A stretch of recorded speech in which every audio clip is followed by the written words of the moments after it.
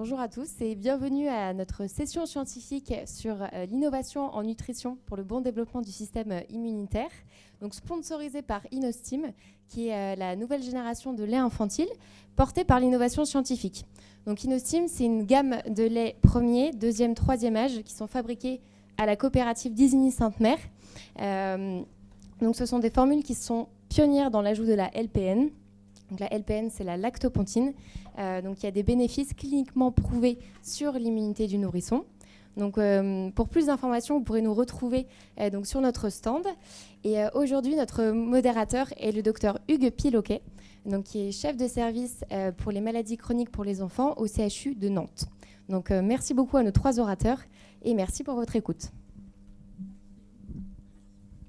Alors bonjour à tous, merci Alexandra. Donc j'ai la tâche difficile de vous expliquer ce symposium où nous aurons 3 intervenants. Donc le premier c'est moi-même, donc je ne me présente pas.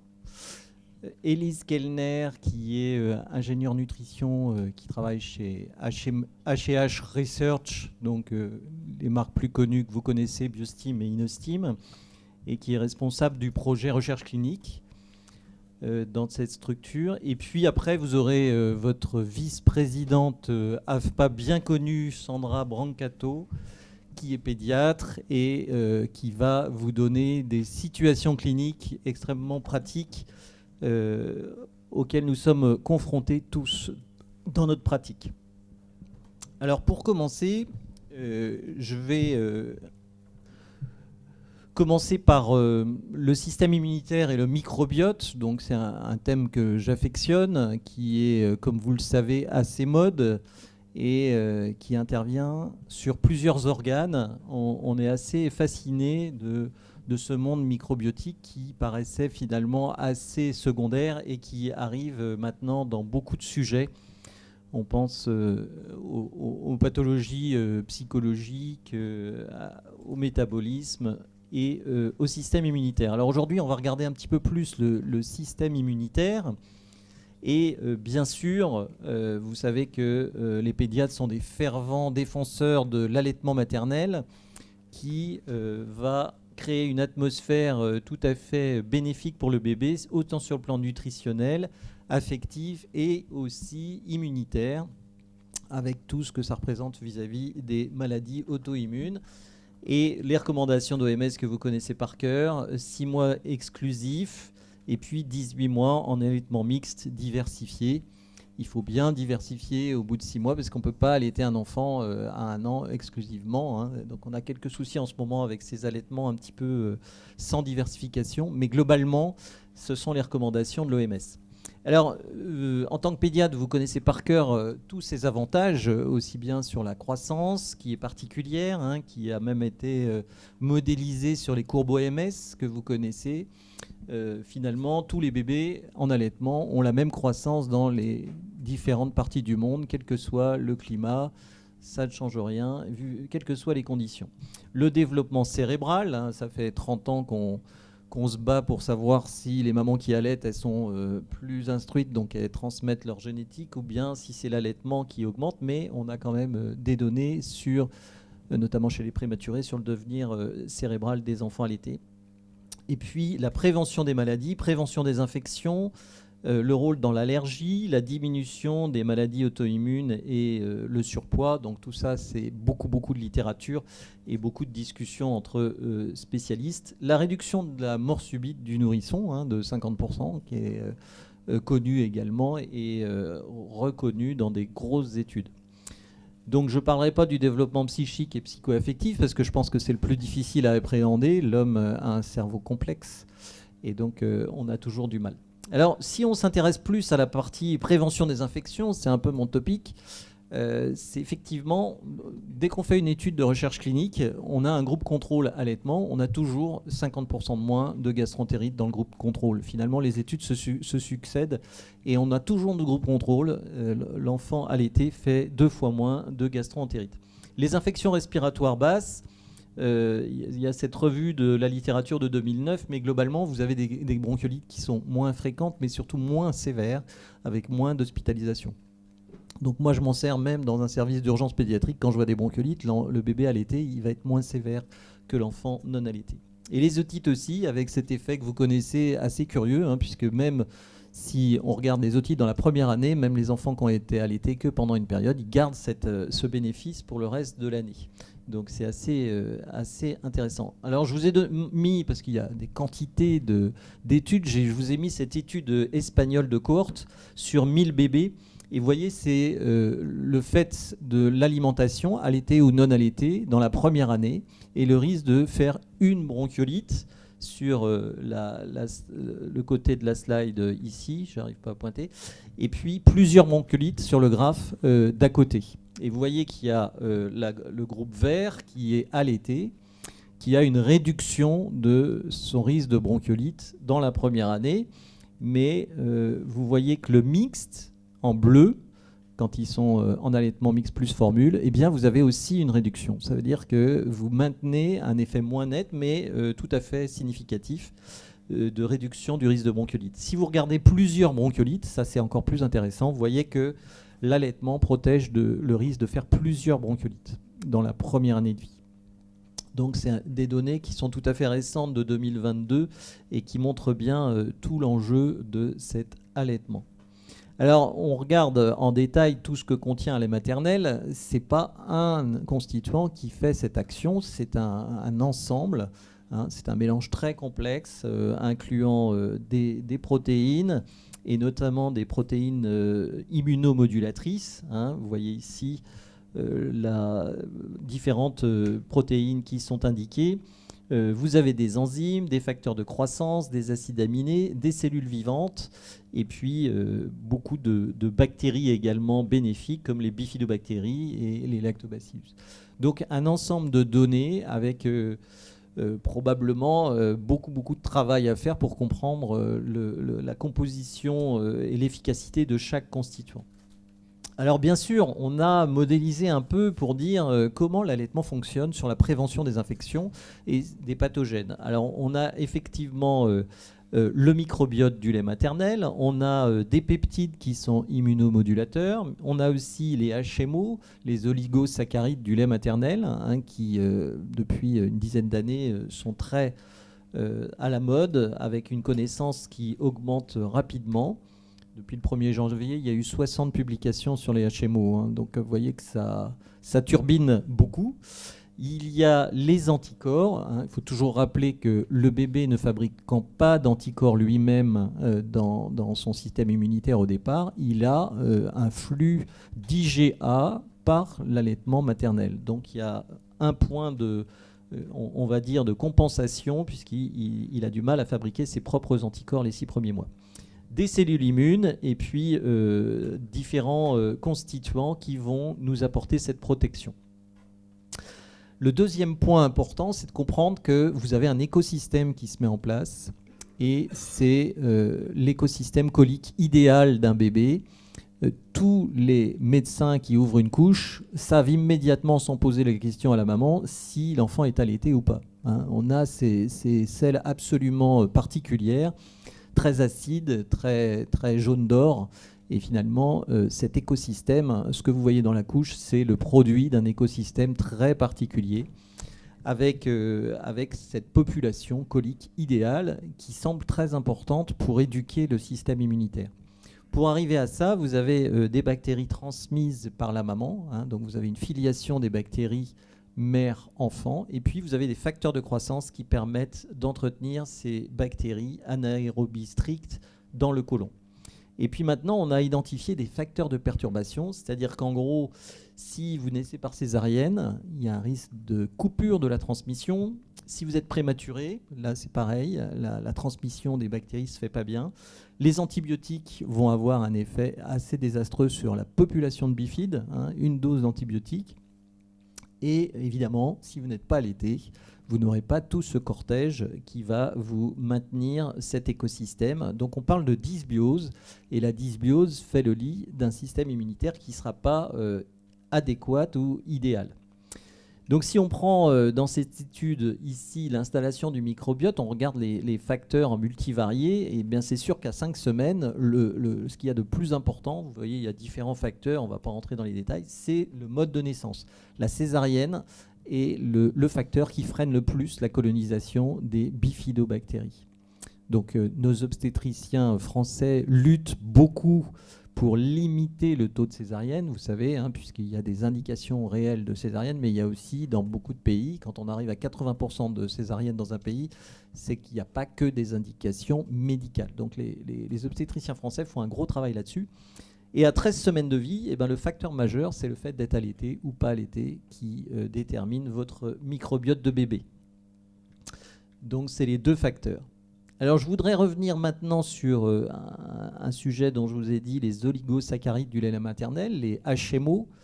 Donc eh bien, c'est la partie un petit peu qui est longtemps restée un peu secrète. On décrit des structures finalement très nombreuses, environ 200 maintenant, et ça représente 5 à 15 grammes par litre dans le lait maternel, suivant si vous prenez du colostrum.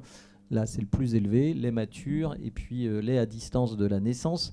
Eh bien, ces HMO, c'est beaucoup de molécules à partir du lactose, et ce sont des oligosaccharides branchés. Le 2-FL, c'est le plus important, 30% en termes de quantité, et donc c'est le plus fréquent des HMO. Et la particularité des HMO, c'est quand même le troisième constituant dans le lait maternel, vous voyez, après lactose, lipides, et puis les HMO en quantité. Donc c'est un constituant assez important. Et on va voir que sa particularité aussi, c'est qu'il est génétiquement influencé par certains gènes de la maman. Et donc c'est les gènes correspondant au statut sécrétor, le FUT2. Le FUT2, c'est l'enzyme qui va servir à brancher et fabriquer les HMO, et le FUT3 également.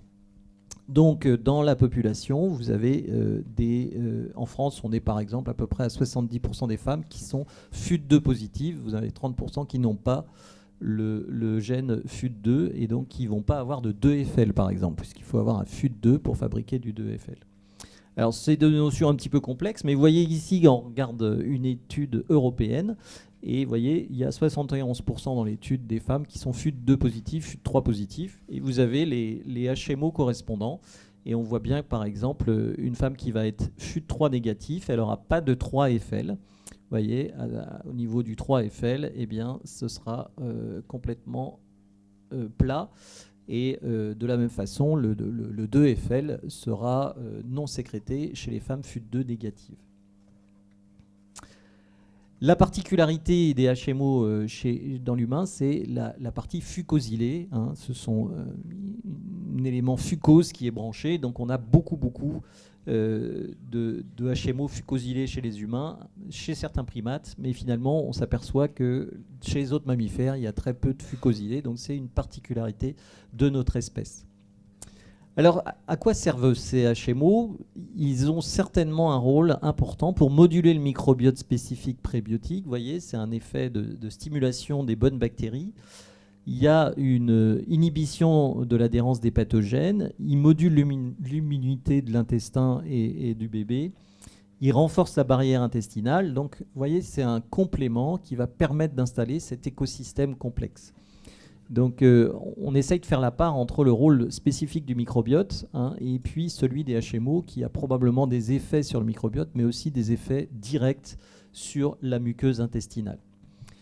On a pris conscience ici dans une étude de 2019 que finalement ce qui déterminait le cluster A, vous voyez, B ou C du microbiote, 3 types de bébés avec des microbiotes assez différents, eh bien, le type d'HMO allait influencer énormément. Vous avez tous les facteurs périnataux, de naissance, de mode de naissance, de prématurité, etc.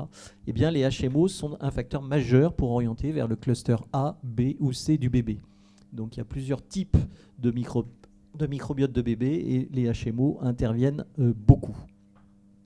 Ils ont certainement une histoire très proche des bifidobactéries puisque certaines souches, comme le Bifidobacterium longum, vous voyez, sont capables d'internaliser complètement les HMO en entier probablement avec des transporteurs spécifiques. Donc ça veut dire qu'il y a une collaboration très importante. Ça leur donne un bénéfice puisqu'ils sont capables d'utiliser les HMO en entier vis-à-vis des autres bactéries.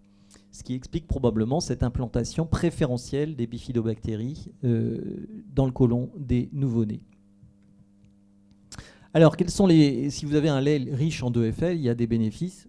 On n'est pas surpris. Effectivement, les mamans qui produisent beaucoup de 2FL, elles auront un bébé avec un microbiote plus riche en bifidobactéries. Donc ça, c'est assez simple à comprendre. La deuxième chose, c'est que dans cette étude, ils ont regardé l'effet de la césarienne. Vous savez que la césarienne, c'est une des situations où il y a un recul de la population bifide d'environ 3 à 4 semaines.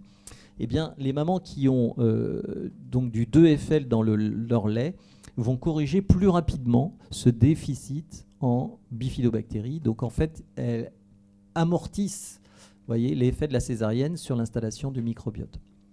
Et enfin, je vais vous montrer ici une étude tout à fait récente des Hollandais qui est assez remarquable et qui étudie là aussi dans la cohorte Koala l'effet du microbiote, des HMO sur le microbiote. Alors ici, vous voyez, c'est toujours les mêmes séquençages de microbiote.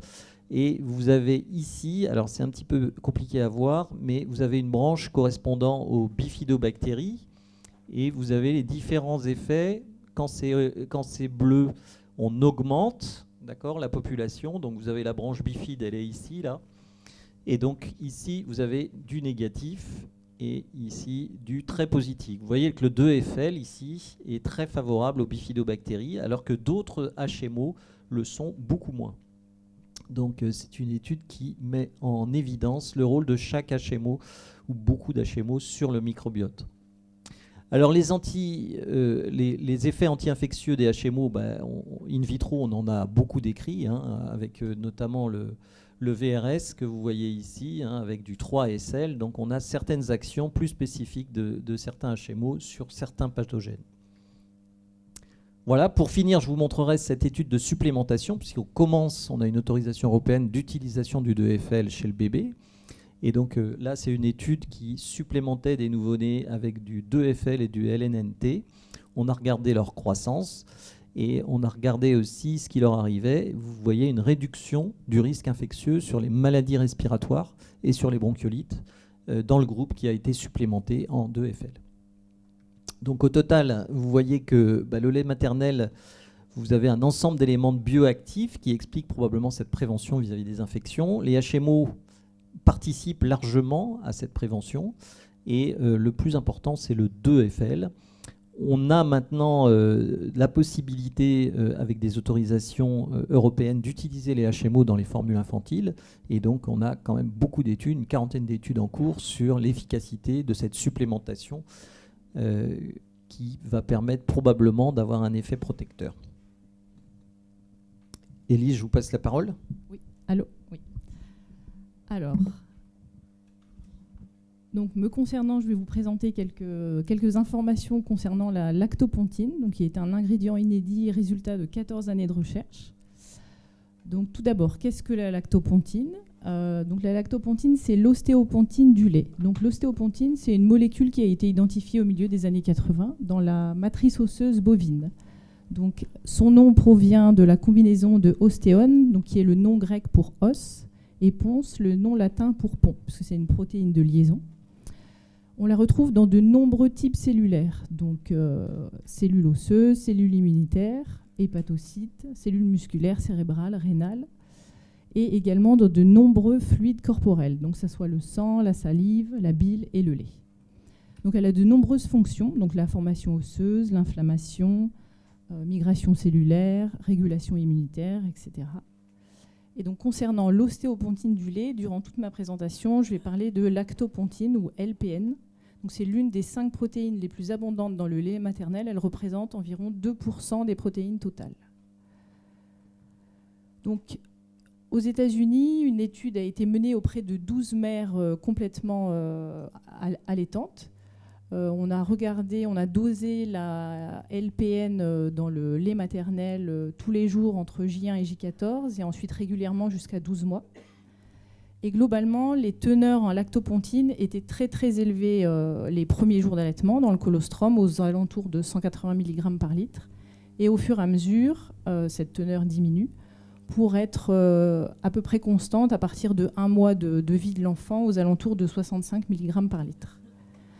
À mettre en comparaison avec les teneurs dans le lait bovin, très, très faibles, de 18 mg par litre, et dans les formules infantiles, entre 5 et 13 mg par litre.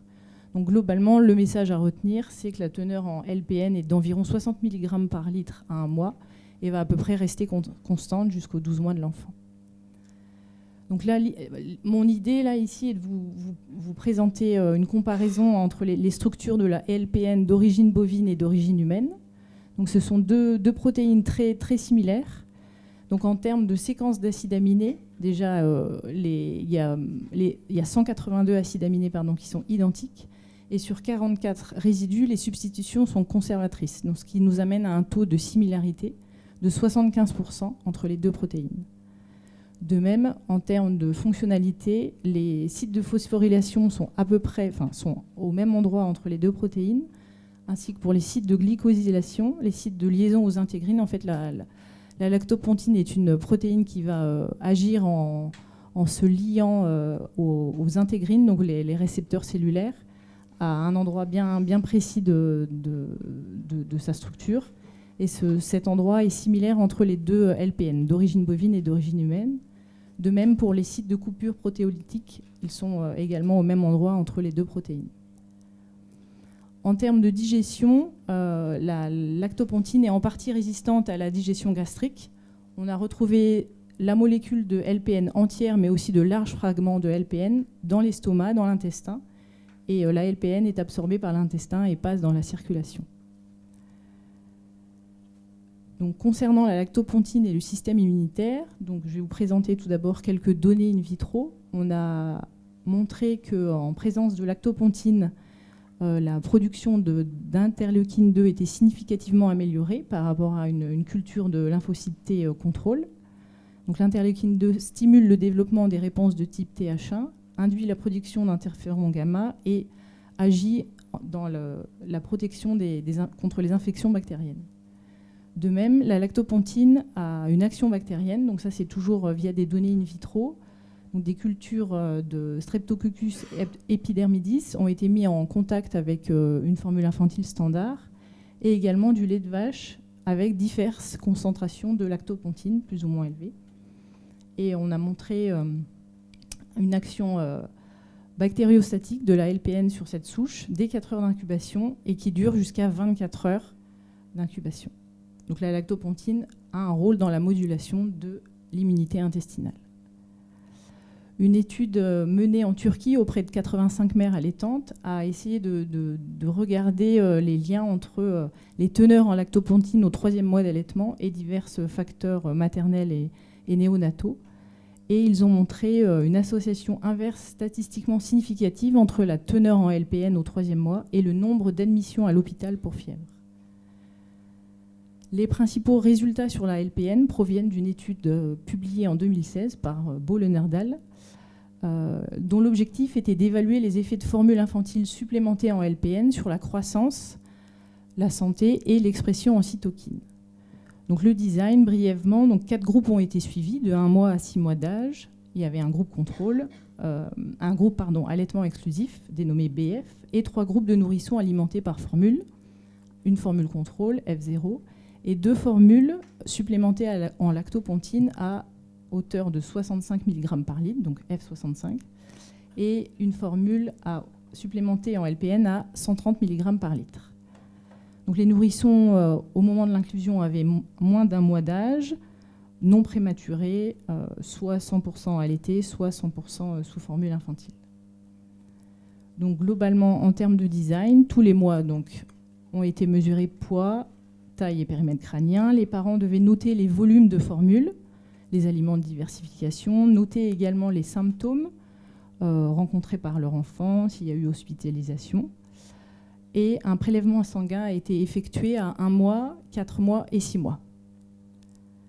Donc voici le nombre de sujets inclus dans chacun des groupes. Et en termes de sortie d'études, aucune différence n'a été notée entre les 3 groupes de formules.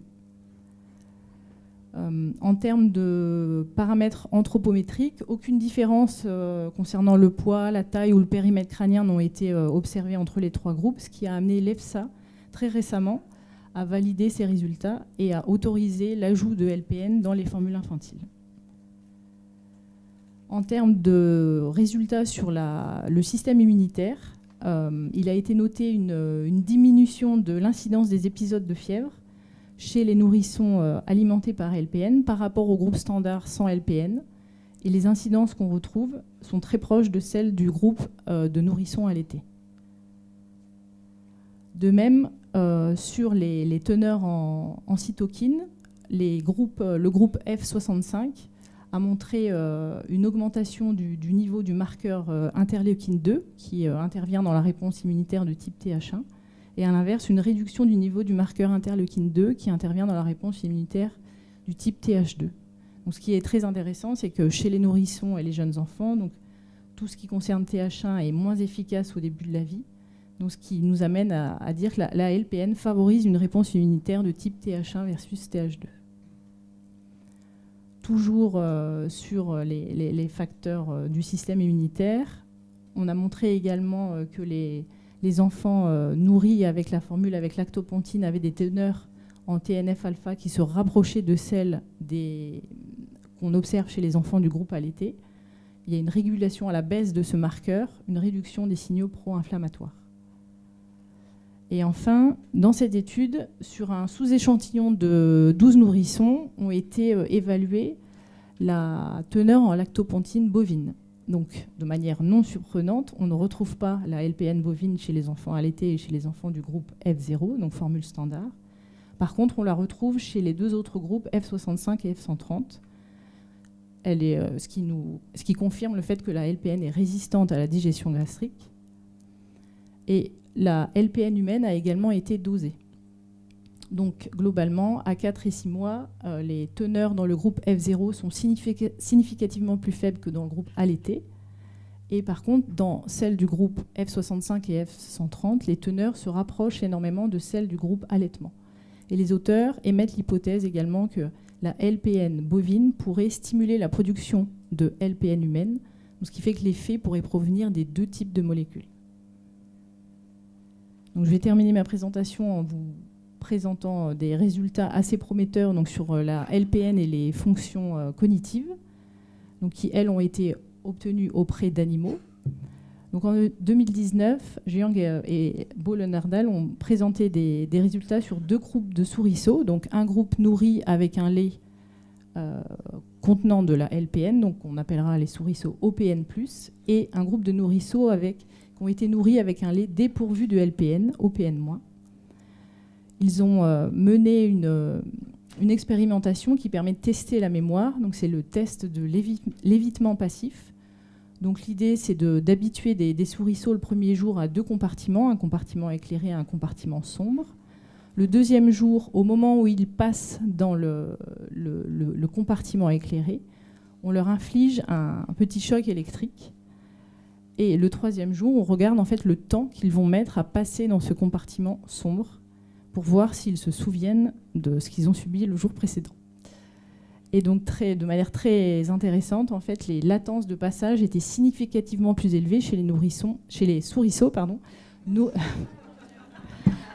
nourris avec LPN. Donc, ce qui permet de montrer que la mémoire a été significativement améliorée chez ces souriceaux. Toujours par ces mêmes auteurs, ils ont regardé en fait, les teneurs en ostéopontine dans les cellules cérébrales. Ils ont montré qu'il y avait une augmentation significative chez ceux nourris avec le lait avec OPN, idem dans les différentes parties du cerveau, comme le montre ce graphique. Ils ont fait une multitude d'expérimentations et globalement, ils montrent une augmentation de l'épaisseur de la gaine de myéline, une augmentation de l'expression des protéines liées à la myélinisation et également une amélioration de la prolifération et différenciation des cellules gliales. Enfin, je terminerai ma présentation par des données in vitro, mais qui ont été très récemment publiées et qui me semblent très intéressantes, puisqu'en fait, elles ont testé une combinaison de DHA, 2FL et lactopontine. Et ils ont mis en présence donc, ces 3 ingrédients, soit ensemble, soit tout seul, en présence de cellules précurseurs d'oligodendrocytes. Et ils ont montré donc, que chaque ingrédient seul stimulait la prolifération de ces cellules, mais qu'avec la combinaison de ces 3 ingrédients, on obtenait une stimulation très largement significative et supérieure à chaque ingrédient seul. De même pour la promotion de la différenciation et la promotion de la maturation et myélinisation de ces cellules. Oui. Sur ce schéma, je n'ai pas compris, c'est quoi contrôle négatif et contrôle positif ? Alors, négatif, positif, c'est une molécule, je crois que c'est olexine, il faudrait que je regarde dans la publication. Et contrôle négatif, c'est rien, enfin, c'est le milieu sans molécules ajoutées.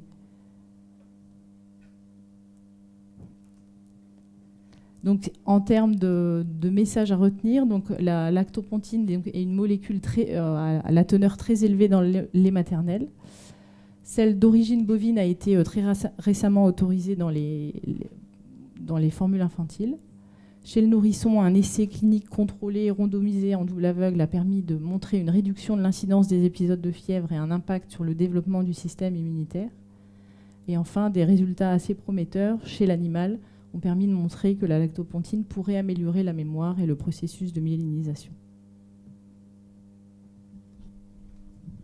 Merci beaucoup. Donc je donne la parole à Sandra pour la suite. Bonjour, vous avez des petits cartons sur vos chaises, ils vous serviront dans quelques minutes. J'ai pas la zapette. C'est pour commander les cafés.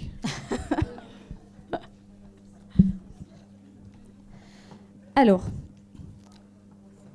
merci au CSO pour l'organisation de ce congrès et de nous avoir invités aujourd'hui à hier.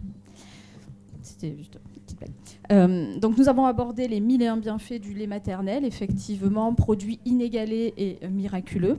Nous avons abordé avec Élise les effets de la lactopontine et ce que cela pourrait entraîner au niveau de ces biocomposants dans les nouvelles générations de lait infantile. Mais en pratique, en fait, nous, on est au cabinet avec des enfants qui sont souvent malades, qui sont rentrés à la crèche à 10 semaines, qui n'ont pas été allaités. Et il faut quand même aussi qu'on sache quelle approche faire auprès de ces jeunes enfants et de leurs parents.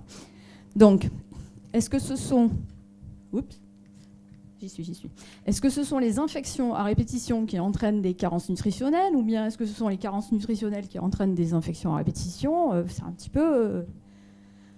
on va essayer de résoudre le problème, mais une chose est sûre, c'est que la malnutrition diminue l'efficience du système immunitaire, donc ça expose à plus d'infections.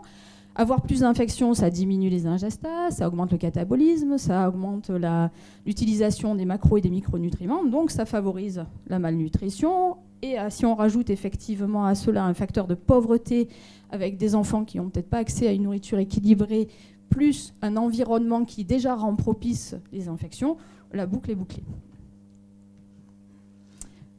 On rajoute aussi à cela le fait que les systèmes immunitaires des jeunes nourrissons sont complètement immatures. On l'a dit, effectivement, à la naissance, ils ne produisent quasiment pas d'anticorps eux-mêmes. Alors, ils ont quand même les anticorps de leur maman, transmises pendant la grossesse, avec l'importance de bien maintenir et d'essayer de convaincre les mamans de se vacciner au cours de la grossesse contre la coqueluche, contre la grippe, contre le Covid et bientôt contre le VRS, on l'espère. Voilà. Et puis, bien sûr, on essaye au maximum de prôner l'allaitement maternel qui va protéger réellement les bébés les premières semaines de vie. La nutrition, ça sert à apporter des macronutriments, ça sert à apporter des micronutriments. Donc les macronutriments, c'est les protéines, les lipides, les glucides. Ça apporte l'énergie déjà pour fonctionner et le système immunitaire en a besoin. Ça apporte des petits blocs de construction qui permettent de fabriquer tout un tas de molécules, d'immunoglobulines, de cytokines anti-inflammatoires. Et puis ça apporte des substrats qui vont permettre la synthèse de composés chimiques, qui vont permettre aussi à l'enfant de lutter contre les infections. Les micronutriments ont un rôle essentiel, et on citera le fer, le zinc, la vitamine A, la vitamine D pour les plus connus, qui jouent un rôle dans la régulation du système immunitaire, dans la réponse immunitaire, qui ont un rôle anti-infectieux, qui sont antioxydants, anti-stress inflammatoire, etc., etc. L'alimentation apporte aussi des prébiotiques, c'est la nourriture du microbiote, hein, les fibres, les HMO. Et puis, la nourriture permet de développer un microbiote, hein, donc les probiotiques qui permettent d'avoir une fonction barrière et qui soutiennent le système immunitaire de l'enfant. Donc, les infections à répétition, elles ont chez l'enfant la particularité très souvent d'entraîner une diminution de l'appétit, une diminution des ingestats, qui entraîne une augmentation du catabolisme, qui entraîne une augmentation de l'utilisation des macros et des micronutriments, qui déséquilibre la balance nutritionnelle et qui elle-même aggrave la susceptibilité aux infections. Et puis, la question n'est pas résolue sur Terre, hein, c'est la poule ou c'est l'œuf qui a commencé. Les infections à répétition chez le jeune enfant, on en a tous au cabinet, on est tous confrontés, surtout en période hivernale. Et puis la question c'est, du coup, quand est-ce qu'on recherche une carence ? Et puis quand est-ce qu'on va proposer un complément alimentaire ou en tout cas une adaptation nutritionnelle chez ce jeune enfant ? Donc, quelles sont les principales carences nutritionnelles qui pourraient avoir un impact négatif sur l'immunité et qu'on serait susceptible de rechercher au cabinet, hein, parce que imaginez bien que le déficit en lactopotine, c'est pas demain qu'on va le doser. Pourquoi pas, mais bon. Alors, le fer, c'est essentiel, hein, on le sait, à la production des globules rouges, c'est essentiel, mais aussi à la fonction immunitaire et au développement neuromoteur. Et une carence en fer, ça entraîne une anémie, certes, mais ça entraîne une susceptibilité accrue aux infections et une altération du développement neuromoteur de l'enfant. La carence en fer, c'est probablement la carence la plus répandue dans le monde. Elle concerne principalement les jeunes enfants, avec quelques facteurs qu'on va citer. Hein. C'est quand déjà la maman est carencée, quand l'enfant est né prématurément ou de très petits poids. On va citer aussi dans l'enfance le fait qu'ils ont une croissance rapide. On va citer aussi le passage trop rapide à du lait de vache et pas le maintien d'un lait infantile. Et on pourra citer aussi des diversifications alimentaires qui ne proposent pas suffisamment d'aliments riches en fer. L'EFSA nous donne donc des apports, donc average requirement, qui sont de 5 mg par jour pour les enfants de 1 à 6 ans, donc des apports de référence. Une étude sur les recommandations, donc une étude qui est l'étude qui a été faite en France, c'est l'étude CARMA, soutenue par Alain Bocquet et faite par l'AFPA, qui a recruté 830 enfants. Et sur ces 830, le taux de carence en fer était de 6,6%. Juste cette image pour vous rappeler que le rôle protecteur de la consommation de lait de croissance chez ces enfants jusqu'à 24 mois permet de réduire de 63% à 18% le nombre d'enfants qui auraient des AR, donc des apports qui ne seraient pas dans les 5 mg par jour, qui sont les recommandations de l'EFSA. La carence en vitamine D, donc cette carence, elle joue aussi un rôle et entraîne une susceptibilité accrue aux infections. Donc la vitamine D, donc les apports recommandés sont au niveau de l'EFSA de 15 microgrammes par jour, ce qui correspond à 600 unités par jour. Donc ces apports sont relativement bien maintenus les 18 premiers mois, et ensuite on verra qu'on a un effondrement des apports parce que manque de renouvellement des prescriptions, ou des enfants qui ne sont pas assez suivis, ou effectivement des médecins qui n'ont pas encore relu les nouvelles recommandations qui disent qu'il faut bien en donner jusqu'à la fin de la période de croissance, c'est-à-dire 18 ans. On citera aussi que d'autres micronutriments peuvent, lorsqu'ils sont carencés, entraîner des actions sur le système immunitaire.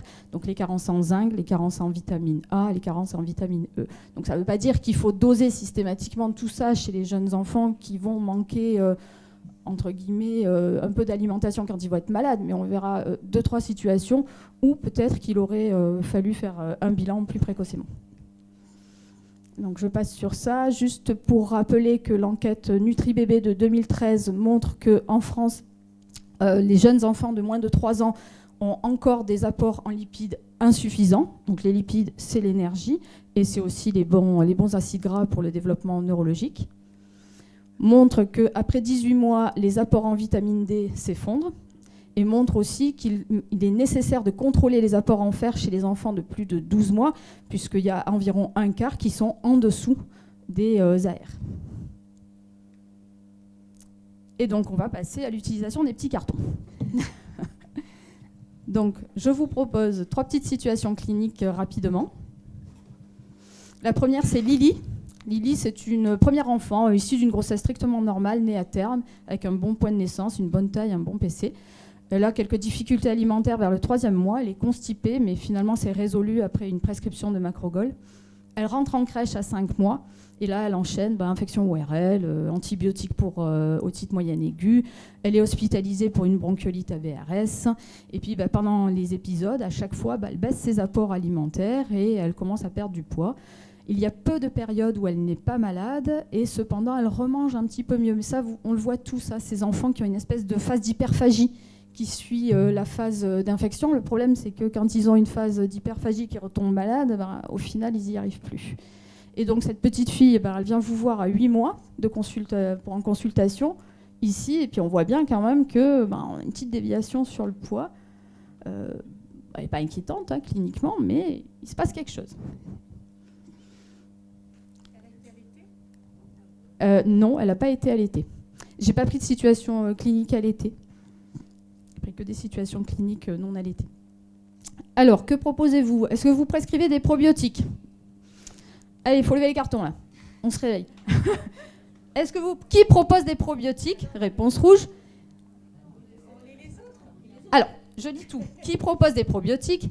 Qui augmente les apports caloriques en rajoutant de l'huile, du beurre, des céréales infantiles, des féculents? Et qui suspecte une APLV?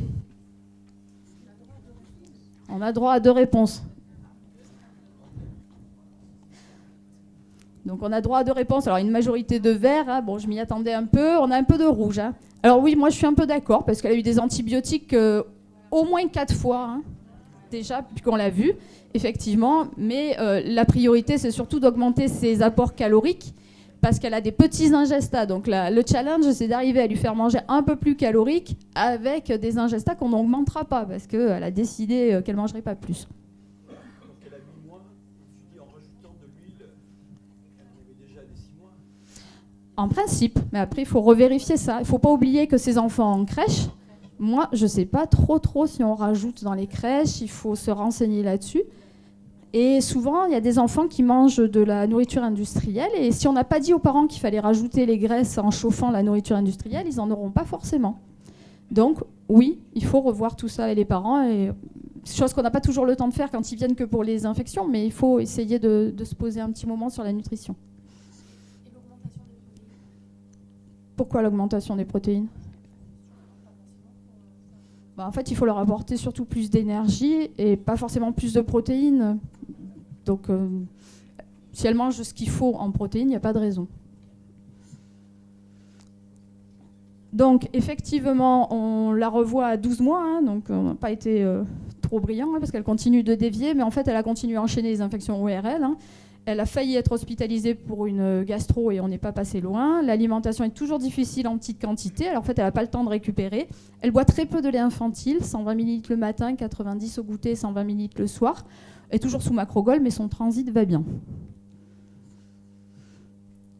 La courbe de taille est plutôt rassurante à ce stade-là.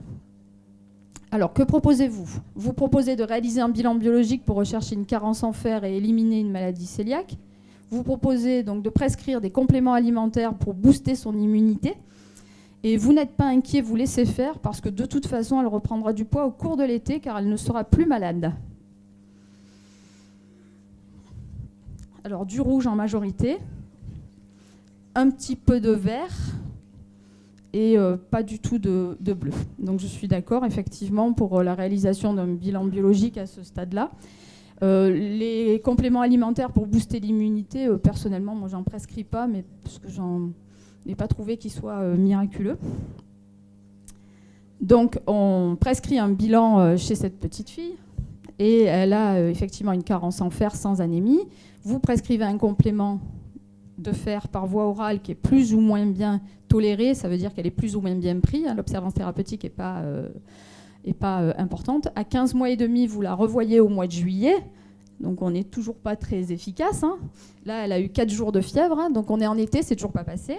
C'est viral, elle a une CRP négative. Son état général est conservé. Elle n'a pas de signe de déshydratation. Les apports en lait ont un peu augmenté. Elle accepte de prendre 250 ml le matin, mais le reste des repas sont très difficiles et elle mange en très petite quantité de façon aléatoire. Vous faites hospitaliser Lily et ben, ils feront ce qu'il faut à l'hôpital. Hein. Vous demandez aux parents de donner le complément en fer plus régulièrement. Vous enrichissez son alimentation avec, par exemple, de la maltodextrine, des huiles végétales, et vous rajoutez un biberon de lait de croissance le soir. Alors, majoritairement du bleu et quand même du vert, hein, une double réponse. On est d'accord qu'il n'y a personne qui botte en touche au cabinet et qui envoie à l'hôpital. Hein. Bah ouais. Donc oui, on est d'accord. Alors on a demandé effectivement aux parents de bien donner le fer régulièrement, en majorant éventuellement un peu le macrogol si elle était vraiment constipée, mais qu'il fallait qu'elle prenne son complément. Et puis on a effectivement enrichi un peu plus la nourriture avec un peu de maltodextrine et on a rajouté un deuxième biberon de lait de croissance. Alors on ne l'a pas donné le soir parce qu'elle le refusait, on l'a fait donner en crèche. Alors ça c'est pareil, hein, que cela déplaise à la crèche ou pas, on prescrit et on dit non, il faut qu'il y ait un biberon de lait infantile parce que c'est les enfants qui ont une demi-compote là, sans sucre, et un vague petit yaourt et un biscuit sec et c'est tout. Sur quoi ? Sur l'absorption ? Non, je dirais que juste ça l'a aidé à ne pas être constipé et à mieux tolérer son fer. Mais souvent le macrogol, c'est pareil, hein, les parents, il faut les remotiver hein, quand ils reviennent, hein, parce qu'ils donnent une semaine, ils arrêtent, enfin, c'est un peu l'enfer. Hein. Ils ont l'impression qu'on les empoisonne, les enfants. Et donc effectivement, juste pour... voilà, elle repart, hein, sa courbe de poids repart, donc je ne l'ai pas revue depuis, mais enfin, à côté de ça, elle va très bien. Ça repart. Voilà. Le cas clinique numéro 2, c'est un petit garçon qui a 4 ans et 3 mois, qui est dans une catégorie, on va dire, socio-professionnelle un peu basse, qui ne vous a pas été amené en consultation depuis l'âge de 2 ans et 7 mois, donc ça c'est assez fréquent, hein, qu'il y ait une rupture de suivi.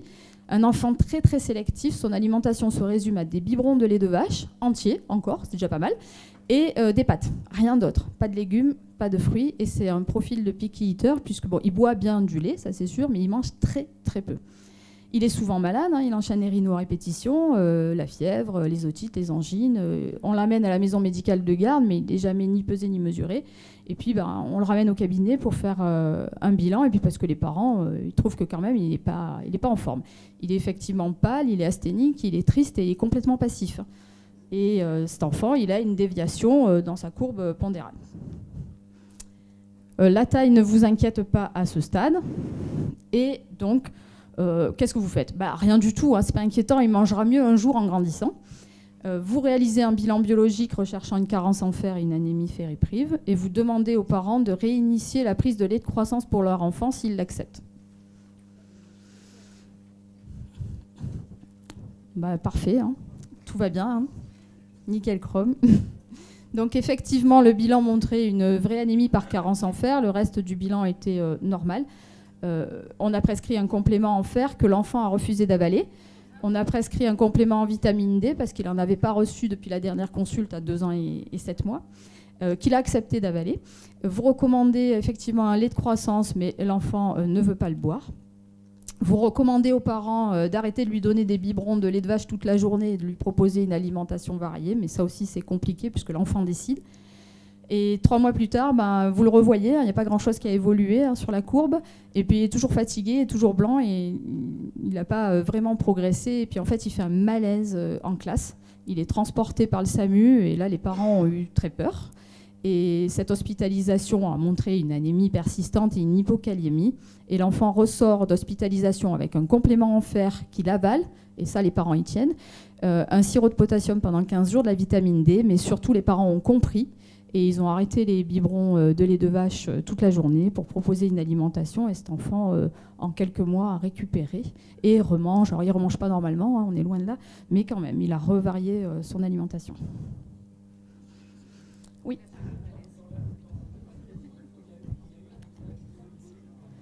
Dans la vraie vie, à l'hôpital, lorsqu'il a été hospitalisé, non. Un dosage de vitamine C. Non, il n'y a pas eu. Il y a eu un dosage... non. Le fer, c'est moi qui l'avais fait en ville, mais c'est vrai que j'avais, je l'avoue, pas pensé à doser la vitamine C. J'aurais dû parce qu'il mangeait vraiment rien du tout. Hein. Et le dernier cas clinique que nous aborderons, c'est Alia. Alia est née à 32 semaines, c'est une hypotrophe, elle est née inférieure au 3e percentile pour le poids et la taille, avec un poids de naissance à 850 grammes et une taille à 38,5 cm. Elle est sortie d'unité de néonate sous fer jusqu'à 6 mois et avec une préparation pour nourrissons de petit poids. Elle rentre en crèche à 6 mois et enchaîne les infections virales à répétition avec des prises alimentaires très aléatoires. Vous la voyez à 9 mois et 3 semaines pour un nouvel épisode infectieux avec une prise de poids qui n'est pas satisfaisante. Alors, le lait pour nourrissons de petit poids est conseillé jusqu'à 3 kg. Le lait pour nourrissons de petit poids est conseillé jusqu'au terme. Ou le lait pour nourrissons de petit poids est conseillé jusqu'au terme de 52 semaines dans le cas d'un préma avec RCU sévère. Du bleu, un rouge, un vert. Donc, le lait pour prématuré n'est plus conseillé jusqu'à 3 kg, mais il est bien conseillé jusqu'au terme. Et effectivement, on peut le poursuivre jusqu'à 52 semaines chez des enfants qui ont accumulé un retard de croissance intra-utérin plus un retard de croissance extra-utérin et qui ont encore besoin de rattraper. Donc ça, c'est important. Le lait pour préma, ce n'est pas jusqu'à 3 kg, c'est jusqu'au terme.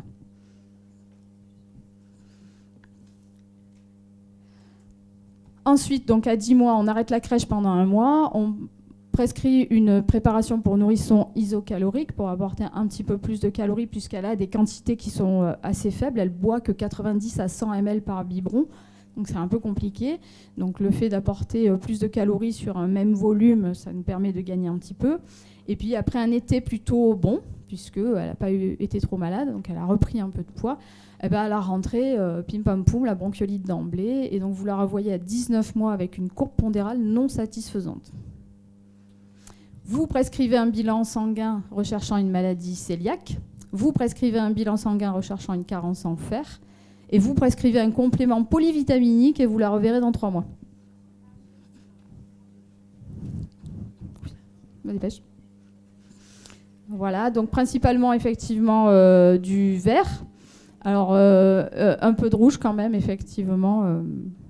Pourquoi pas. Alors je n'ai pas recherché la maladie cœliaque, je ne sais pas si j'aurais dû le faire, mais elle n'était pas inquiétante, elle n'avait pas de trouble du transit cet enfant. Et elle regrossit dès qu'elle est sortie de la crèche pendant 3 semaines. Hein. Elle remange, elle a des ingestats normaux, c'est le fait qu'elle est malade tout le temps. Voilà, donc elle n'a pas de carence en fer. On propose juste d'enrichir en calories. À défaut d'augmenter les rations, on propose de rajouter huile végétale, crème, beurre, plus de féculents. De maintenir le lait de croissance, n'en déplaise à la crèche au goûter. Et de maintenir la vitamine D et d'être bien régulier dans le dosage. Voilà, donc en pratique, maintenir les apports en lait infantile, hein, ça c'est important avec des apports en lait riches en lipides. Augmenter les apports énergétiques, c'est souvent un challenge quand ils n'ont pas beaucoup d'appétit. Donc pensez aux préparations isocaloriques remboursées jusqu'à 12 mois. Pensez aussi aux huiles végétales qu'il faut rajouter dans les assiettes de l'enfant. 1 à 2 cuillères à café par repas. Pensez éventuellement à l'utilisation de maltodextrine en complément et augmenter la portion des féculents chez le jeune enfant. Un bilan sanguin peut être fait pour rechercher une carence en fer et la corriger chez des enfants qui enchaînent les infections avec retentissement sur la croissance pondérale et vérifier les apports en vitamine D avec les parents. Pardon, je suis allée peut-être un peu vite. Voilà. Et puis quid des compléments vitaminiques. Alors chez certains enfants qui mangent très peu et notamment n'ont pas de lait infantile, sont déjà au lait de vache, qui mangent peu de fruits, peu de légumes, ils peuvent être utilisés de façon ponctuelle jusqu'à un retour à une alimentation normale et variée, puisque quand ils mangent normalement et variés, ils n'ont pas besoin de compléments vitaminiques. Voilà, en conclusion, donc les infections hivernales sont source de difficultés de l'alimentation, avec un risque de carence en macronutriments en énergie, un risque de carence en micronutriments. Il faut rechercher une carence en fer lorsqu'on a une altération de la croissance staturo-pondérale, optimiser les apports énergétiques qui sont souvent un challenge quand ils mangent peu, et maintenir un lait infantile pour les enfants non allaités. Voilà, merci.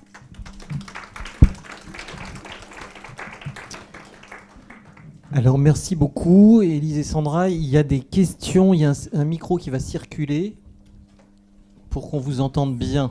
Merci. Bonjour, je voulais juste connaître votre position sur l'ajout de sel dans l'alimentation. Alors, l'ajout de sel, c'est-à-dire cuisiner en rajoutant du sel? Oui. Alors, non, c'est plutôt effectivement actuellement de dire qu'on cuisine sans sel. Après, ils ont du sel de toute façon déjà dans les aliments. Dans le lait infantile, il y a du sodium. Donc, sans sel. Merci.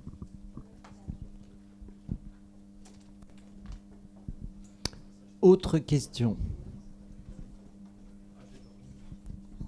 Vous avez parlé du lait de croissant jusqu'à 2 ans. Donc, ça, c'était sur l'étude Karma parce que ça incluait des enfants jusqu'à 26 mois. Mais moi, Mais le lait de croissant, c'est jusqu'à 3 ans. 3 ans, on est d'accord. Minimum. On peut même le Minimum. maintenir chez les petits pois, chez les enfants qui ont des Voilà. petits ingestats. Ils peuvent boire du lait de croissant jusqu'à 6 ans, c'est pas un problème. Oui, c'est ce que j'avais comme Moi, j'ai une question pour Madame Kellner. Dans votre étude, est-ce que vous avez noté le mode de garde et le statut vaccinal quand vous comparez les deux populations, la population qui a plus d'infections et celle qui a moins d'infections? Par exemple, par rapport au Rotarix, par rapport bientôt à d'autres, mais l'étude est passée. Mais surtout le mode de garde, parce qu'on attrape beaucoup plus d'infections quand on entre en crèche. Non, ça, c'est pas des données qui ont été récupérées, oui. On va dire que c'est un biais classique quand on s'intéresse à la prévention des infections. Et c'est souvent les reviewers, ils nous demandent ça en général.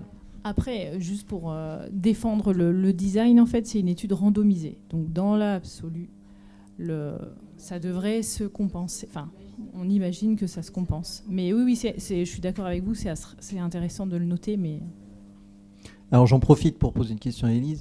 Le dosage de lactopontine, il était fait dans le sang ou dans le sang? Alors moi je suis complètement bluffé par l'augmentation de la lactopontine humaine chez les enfants supplémentés. Je ne comprends pas comment ça marche là. Est-ce qu'il n'y a pas le dosage qui a dosé les deux, quoi? Non. Justement, la technique utilisée permettait de bien différencier les deux types de lactopontine. Après, sur le mécanisme, c'est quelque chose qui n'est toujours pas résolu, en fait. Elles allaient en douce, c'est pas possible. Autre question?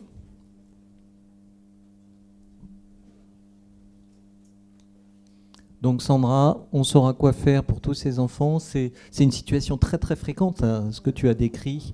On passe un peu notre vie là-dedans. On en a plein, hein, des petits comme ça, hein, qui rentrent en crèche, les pauvres, ils n'ont pas été allaités, les pauvres. La mère n'a pas fait les vaccins, les pauvres.